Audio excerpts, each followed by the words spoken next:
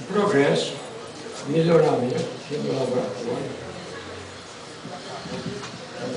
Faz 20 anos que eu deixei a escola de engenharia e agora eu vejo aqui com um laboratório moderno, completo, limpo, né?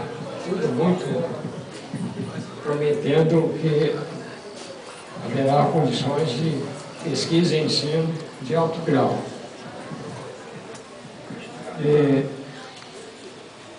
Eu estou até constrangido de tantas citações do meu nome. Isso é porque eu sou muito velho. Primeiro que chegou, né? E não morri, então estou aqui para ouvir elogio. Então eu agradeço muito todo esse reconhecimento pelo trabalho. Meu trabalho não foi tanto no laboratório, mas foi também na sala de aula. Na sala de aula que eu desenvolvi muito mais esforço.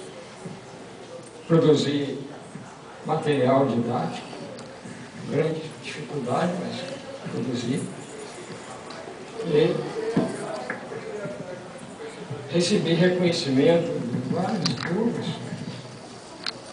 E agora, né, eu lembro até de uma piada do programa de televisão, o cara perguntava, onde foi que eu errei? Né? Porque é brincadeira. Tá bom, muito agradecido, muito obrigado a todos, tanto alunos, professores e dirigentes, reitor, vice-reitor, todo mundo, todos presentes. Estou muito agradecido, muito obrigado.